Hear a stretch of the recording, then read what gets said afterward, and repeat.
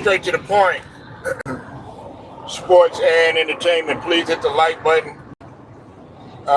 Sub to the channel if you're not a member, and also hit them notifications too. All right. Shout out to the whole entire Lions Den, basketball and boxing community, and let's go ahead and get right to it, man. I give people a few minutes to get up in here. Hold on for a second, y'all. All right, what's up with it, Ted? All right, look.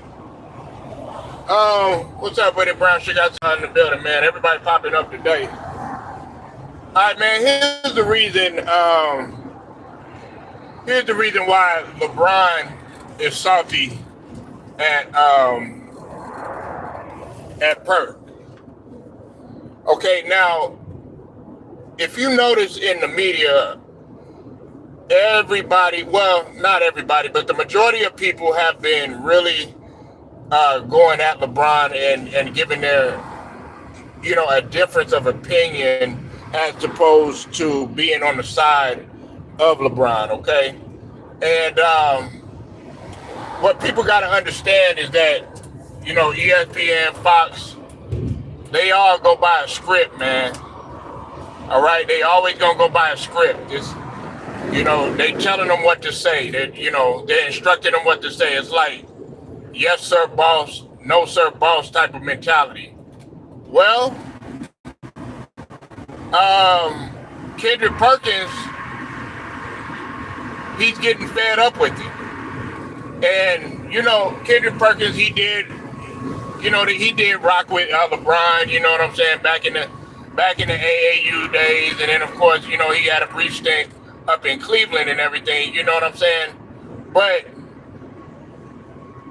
listen, man, Kendrick Perkins, he's got to feed his family too.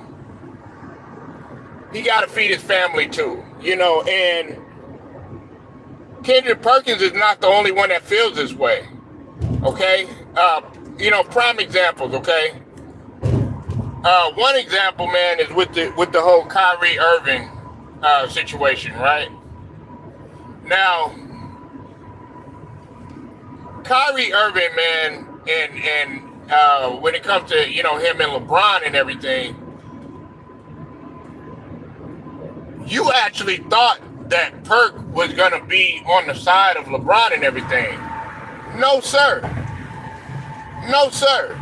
Absolutely not. You know why? Because they've always noticed that every time when the spotlight is not on LeBron, when it's not on LeBron and everybody's getting to shine and stuff, somehow, some way, he has to insert himself in there and be seen or be heard. And even Kyrie Irving had laughed and he had chuckled. I don't know if y'all caught it in the press conference, but they were asking Kyrie Irving about what LeBron had said about him being the most skilled player and all this other stuff, right? Kyrie Irving knew it was bullshit. Much like y'all did too. Ted knew it was bullshit. Definitely Brown Sugar knew it was bullshit. Matt Moses knew it was bullshit. Salute to you. Everybody in here knew it was bullshit. Okay? Everybody knew it was bullshit. He tried to find some way to insert himself in there, and they're sick of always talking about it. This is the NBA Finals. We shouldn't even be talking about it. And I am going to do a video on who was LeBron's best teammate since he's been playing and everything. We all know that Kendrick Perkins was capping when he said Anthony Davis or whatever, but that's neither here nor there. But Kendrick Perkins is tired of taking the hit for everything. You know what I'm saying? He's tired of having to defend LeBron James on this and having to defend on that. And now you see, like, unfortunately, Kendrick Perkins is becoming, the fall guy, the target and everything, which I like it. He's becoming the, against the grain type of guy. They're like, oh, wow, I can't believe you said this about LeBron and everything. And Udonis Haslem, I like what he's doing too. Udonis Haslem is getting on there and he's carving things straight down the middle. much like what we do on this channel, and much like what the majority of the members of the LGBT community is going to do. And shout out to Ticket TV, because he was the one that was really, he went into detail about the situation. But now everybody sees what we've been saying. There is talent to be groomed in this NBA. There's talent that we should be talking about in this league right now, instead of trying to carry a guy who's been in the league for 40 years. We shouldn't be discussing anything about where he's going to go or anything, but that's pretty much been the dominant story about, the Lakers coaching situation and stuff like that. If LeBron is going to be satisfied with his coach, we shouldn't even be having that conversation. You said it was BS. I'm sorry, y'all. I haven't. You said Umar called LeBron James a butt dancer for shuffling for Caitlin Clark. Well, I don't agree with that. You know what I'm saying? I don't agree with that.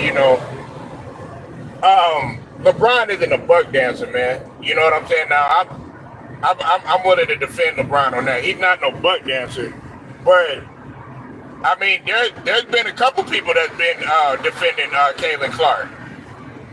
And I don't call them butt dancers when it comes to that. But what I will question is how you really truly look at things, because the thing about it is you've already had WNBA players in the league. Both other races too. It's not just black either, Ted. Other races too that have actually been more talented than Caitlin Clark. I was in the barbershop and I was talking to some of these guys, man, and a lot of them were saying, they don't really even see anything special about Caitlin Clark. But besides the fact that she bringing threes, shooting threes and everything, but another guy was in there. He was actually the contrarian. He went against the grain, and he basically said, look at the marketing that she's starting to bring. But you can't give me that, because Angel Reese, if we're going to go there, Angel Reese, if we really want to be honest, Angel Reese to me is more marketable than Caitlin Clark. Now, maybe she doesn't step out and hit the jumper and all that other stuff, but in terms of her look, like she's a sex symbol. She got a better personality, and on top of that, what people don't realize, Angel Reese has social media on lock.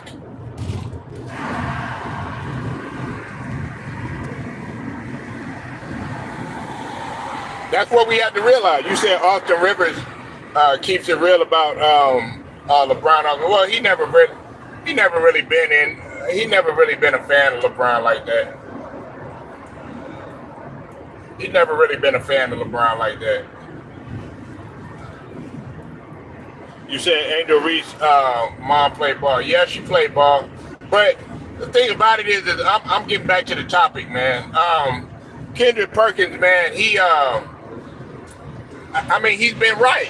Now, there's been some stuff that Kendrick Perkins been capping on. I can't sit up here front. It's been some stuff that he's been capping on. And then, of course, I've always said this is that Big Perk. You could tell that, the reason why he started off slow, I'm not going to get into the way he talk and everything like that, because everybody got their way of talking and stuff. He's from the deep South, man. If you go in that area, like some of my kinfolks, some of my cousins and stuff, man, shoot, they talk way slower, but and they about Kendrick Perkins size and stuff like that. That's how everybody talk down in that Beaumont area, Port Arthur and Woodville and down in H-Town, stuff like that, man, they talk real slow. But if we're gonna go there, if you go to Compton, there's a lot of people in Compton that talk real slow. Like if you go to Compton, like if you listen to the way, like I'll give you a perfect example, like Baron Davis. he talk real slow. You know what I'm saying? They talk real laid back. You know what I'm saying? So it's not just a Southern thing or whatever, but with Kendrick Perkins, he started off a little slow because he was adapting to being a media member. Now he's adapted to everything, and now they want him to follow this script and to say this and to say that and stuff like that. And Kendrick Perkins, he's got to do that. You know what I'm saying? Like, LeBron can't get mad. And if anything, it's just like the situation with Charles Barkley and Michael Jordan. Because Michael Jordan was feeling some type of way because of what Charles Barkley said. Look, what they got to do is go behind the scenes and say, hey, look, dog, I got to say this. Like, if I got to say something about Ted or say something about brown sugar and it's on national news and they know they're going to get pissed off, I'm gonna give them a call. I'm going to be like, yo, hey, Ted, man, look, man, they got me saying this. Just be prepared for it. Cut off the TV. You're probably going to see your face on the headlines for a little bit and everything, and I'm probably going to have to give my opinion, which is really not a fact, but I have to say this in order to boost the ratings. I'm just being honest.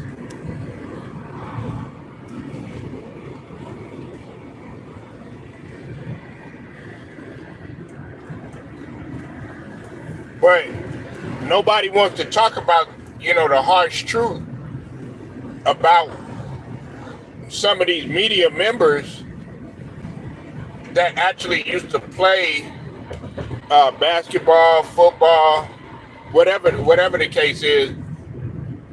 When they transition, they got to pull them to a side and let them know, okay, look, you're not playing anymore. That's just like with the whole situation with Shaquille O'Neal now being a member of the media.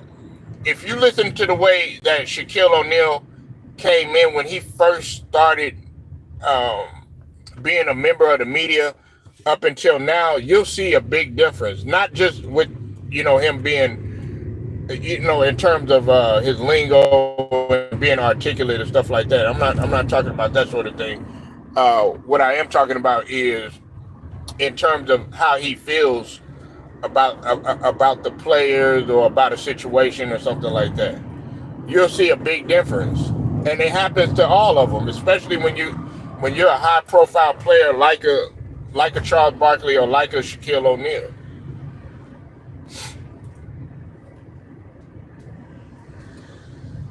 But I mean, this situation, man, with Kendrick Perkins, that's the reason why LeBron is salty at Kendrick Perkins. Now you want to feel some type of way. You really shouldn't. Really, honestly, LeBron shouldn't be feeling no type of way. You should already expect this. You should have known that this was going to happen because your career is coming down to a close. And more importantly, the fans are growing restless, especially in LA. They want a championship. Like Kendrick Perkins said, man, you on the couch. Like when he was talking about that whole I'm sorry about that Kyrie Irving situation, you on the couch.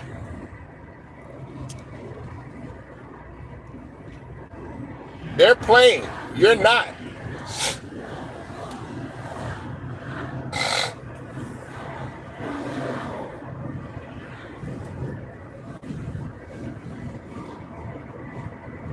So that's how I feel about the situation. And then another thing that we got to look at too is Kendrick Perkins hasn't been the only one. Kendrick Perkins has been the only one that's been holding him accountable and really saying no about this and no about that.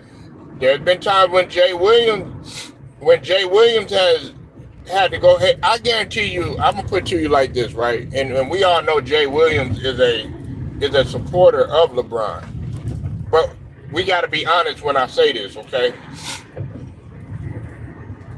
When it comes to Kyrie and it comes to LeBron, I'm gonna be honest with you. Jay Williams is gonna go and swing more in the direction of Kyrie Irving.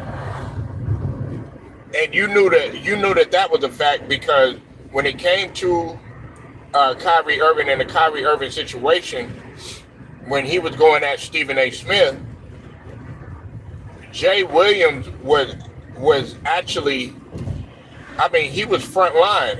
A lot of people felt like, okay, this is the end of Jay Williams when he went at Stephen A. Smith, when he was really checking Stephen A. Smith on live television. You know, I've seen Monica McNutt. I've seen her go the other way, even though I see a lot of times her deferring to LeBron or whatever. But you know that Stephen A. Smith, he changes up every single day. Yeah, Ted, like, look, man, like, the thing I respect Perk about is that he's actually been keeping it consistent. And he's standing on business sometimes, even though a lot of the stuff I don't agree, like with the Anthony Davis situation. everybody without a doubt is going to say D Wade was LeBron's best teammate and everything.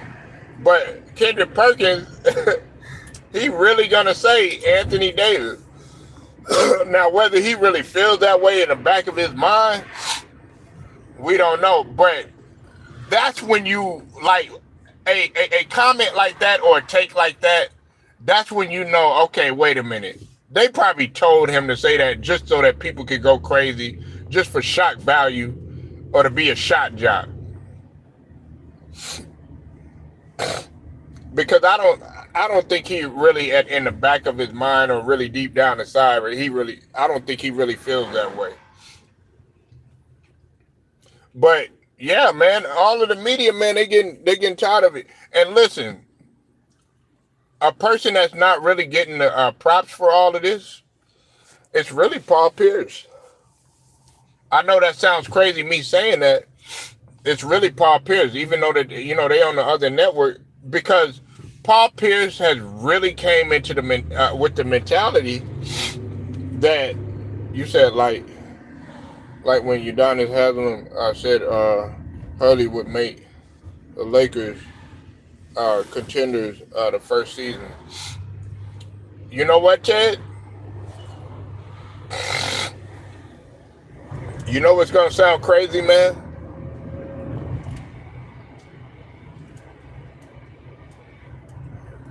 You know what's going to sound crazy? I actually think that, now, I'm not going to go far as championship contenders this year, but I have a funny feeling that if Hurley was to take over, they could at least get to the semis or a Western Conference Finals. Okay, now, to say automatically they're championship contenders right off the bat, you know what I'm saying?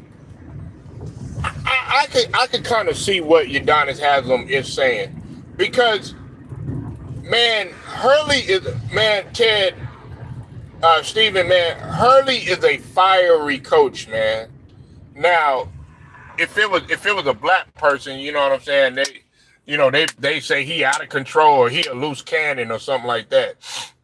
If they see what's it called, Ime Udoka getting on his players or something like that, they'll be like, oh man, he a black man, got a temper and all that other stuff. But with the white dude, they'll say, oh, he fiery, he's motivating and everything like that. You said Haslam was crazy for that tape. You know what? I don't think he was. Salute, Brandon. I see you in the building, man. I don't think that he was, because they need some, like, and this is what I have to tell people. Like, okay, you look at a guy like Byron Scott, right? I like the way Byron Scott coaches, and the reason why I like the way that Byron Scott coached, he was fiery at times. He adopted that Pat Riley mentality. I'll give you a prime example. I think it was 20 and 20 suicides in 20 minutes. He was doing that with the New Orleans Hornets. You had to do 20 lines, I think it was 30 lines in 30 minutes.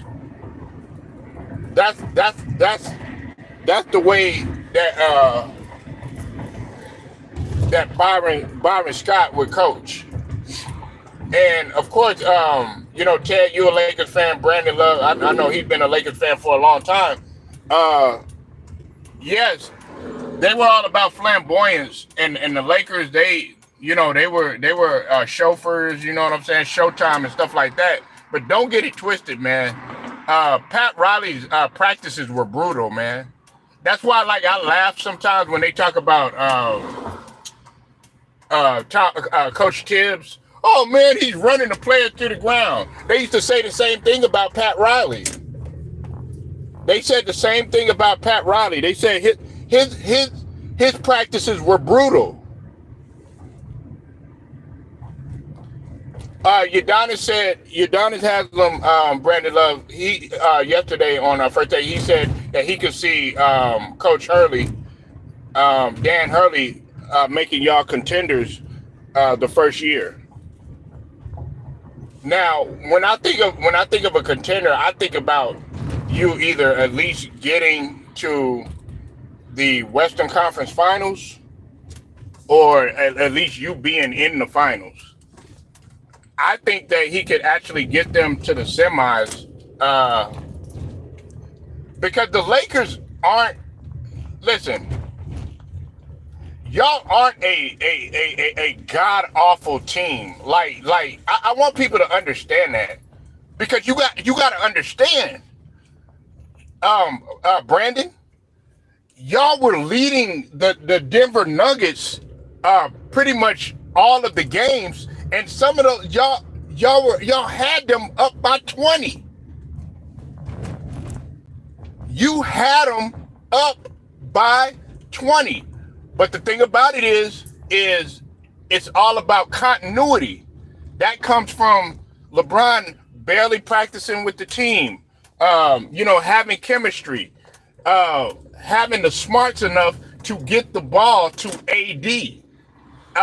You not hitting a clutch shot. That's why I laugh at when people, Darvin Ham, they should have fired him, or they should have did this, or they should have did that. It wasn't Darvin Ham's fault. Darvin Ham, it's not his fault that Aaron Gordon was hitting LeBron and some of the other people that were trying to guard Aaron Gordon for a back door almost every single play. It wasn't Coach Ham's fault if you're not making a clutch shot, wide open three and stuff like that. It's not Darvin Ham's fault that Jamal Murray is coming through the lane dunking on your ass. It's not Coach Ham's fault if you can't collapse on defense and you can't guard Jamal Murray. It's not Darvin Ham's fault if you are getting lackadaisical and you let a 20-point lead slip up out of your hands. That doesn't fall on coaching. That falls on your ass. That means that you don't have the heart enough and you don't have the intellect enough to know, okay, hey, look, we can't get comfortable. That's just like what Jaylen Brown said. He said, hey, it's not time to be cute. Because Jaylen Brown knows, look, if we get comfortable on Dallas, they're going to come back on the ass. You can't get comfortable on Dallas. We were talking about that in the barbershop, Brandon and Ted. What's up with it, Angelo? I see you in the building, man. Hey, Angelo, we were talking about track and field today, too, man. I'm going to sign my daughter up for summer track. And shout out to Texas A&M, man. Shout out to Texas A&M and Penn State for putting on a display track and field. For those of y'all that keep up with track and field.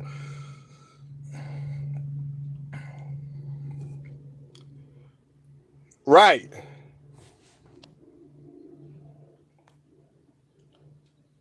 You can't get cute. As long as LeBron is on the team, we won't be contenders. He's too toxic. Well, we can't think about LeBron. Listen, this is the thing. I try not to look at it that way all the time, Brandon. You know, I try to look at the team thing. Look, he's there, but I'm looking at it from a standpoint going forward too. Okay, I'm looking at it from a maybe he'll buy in. If he buys in, if LeBron, look, this is we gotta be optimistic too, man. We gotta be optimistic too. All right, let's try to be optimistic, right? Try to be optimistic. What if he buys in? Okay, now we know AD he feels some type of way because I think he wanted Borrego or something like that. What if they both buy in? What if they buy in? He bought in, unfortunately, with Eric Spoelstra. You remember when he didn't want to buy in, but people had got into his ear. Listen, what if he buys in? And what if they actually go? And what if they make contenders? Hell, what if they win the championship? Then what we gonna say? So I try to keep some sort of optimism. You know what I'm saying? That's just like with the situation. I didn't think Joel Embiid was gonna buy in with Nick Nurse, but he bought in with Nick Nurse. You know why? Because Nick Nurse has championship pedigree, championship potential. Boston did what the Lakers didn't. They remained resilient. Listen, man, the Lakers, man. You have members on your team, man, that are focused on other things outside of basketball. If you got a guy in D'Angelo Russell, man, that's worried about social media, or worried about porn on his phone, or some other silly stuff, and during the game, you got a problem. I need a guy like, even though they criticize him, even though they got on his helmet, I need a guy like Anthony Edwards, man, that's saying, okay, look, be a little cocky. I know, it bit him in the ass, but I'd rather have him focus on the game. I need a guy like Anthony Edwards right after the game. He's pissed off and he's putting up jumpers. Hey, Brandon, don't that remind you of Kobe? Hey, Ted, don't that remind you of Kobe? Angelo, don't that remind you of Kobe? Hey, Steven, don't that remind you of Kobe and Jordan taking shots right after the game? Michael Jordan, he was so pissed off when he was missing free throws. He was just there feeding them shots, rebounding for him, feeding them shots until he was consistently making them. That's the type of guy I need. I don't need nobody on their goddamn cell phone. I don't need man. Listen, man. If you're not focused on basketball, man, get the hell away from me. And that's what Anthony Edwards wants. He's going right back to the gym. This motherfucker was training. He was training during, like, right after the Western Conference semis, getting ready. So that, like, you could man. Cameron could come with all them lyrics and talking all that stuff or whatever.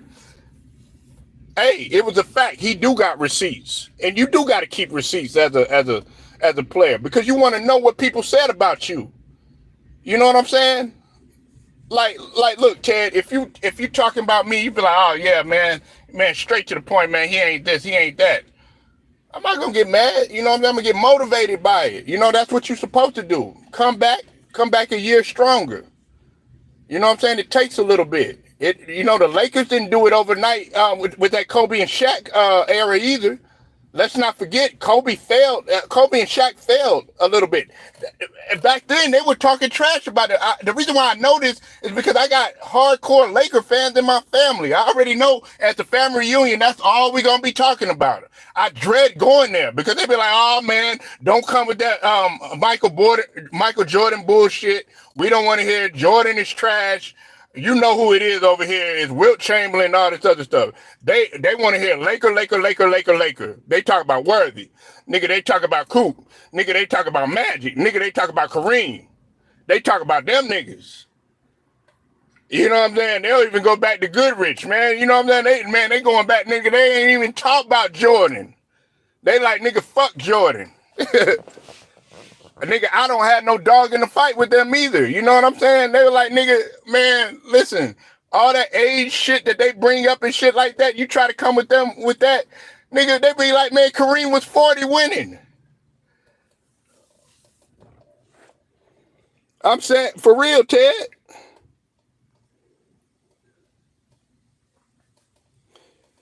Yeah, shoot out there. You said not a guarantee if the Lakers. Well, I didn't say it was a guarantee, but I said I can see it. You know what I'm saying? Like I said, you got to remain optimistic though, because he brought a championship. Now, let me ask you this: would you be optimistic with JJ Redick? Hell no, because he has no coaching experience whatsoever. He has no coaching experience whatsoever.